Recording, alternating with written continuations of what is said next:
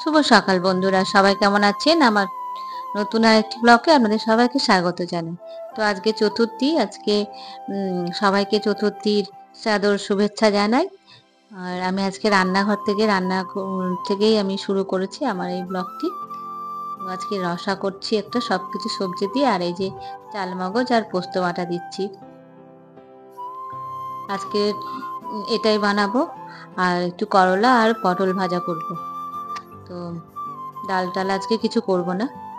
আর মেয়ে আর আমার জন্য মাছ করব, এই যে আলু কাটা আছে, মাছের ঝোল করব, মানে মাখা মাখা করে।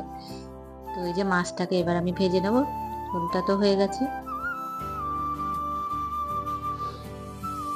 কাতলা মাছের নিয়ে এসেছে, সেটাই করব। কালকে তো ওটা ভাজা করেছিলাম অর্ধেকটা, সেটাই আজকে।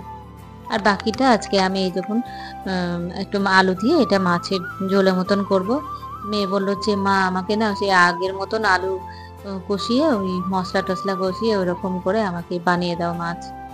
তো সেটাই করব, একটু দই দেব মাছের মধ্যে। মাছটা হয়ে গেলে আমি ওদের সব খেতে দিয়ে দেব।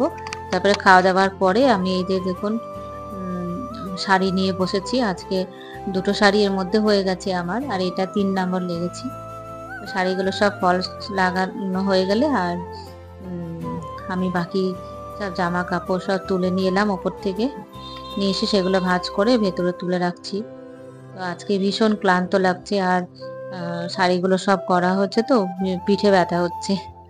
তো তো ওই জন্য আর ভিডিওটা আমি বেশি বড় করতে পারবো না। আর উপরে এই যেমন ছাদে এগুলো সব ছিল, সব তুলে নিয়ে এসে ভাঁজ করে ভেতরে রাখছি। কাল থেকে তো ঠাকুর দেখতে বেরোবো, যা যা ঠাকুর দেখবো আপনাদেরকেও দেখাবো। তো চলুন, আজকের মতন আমি ব্লগটি এখানে শেষ করছি।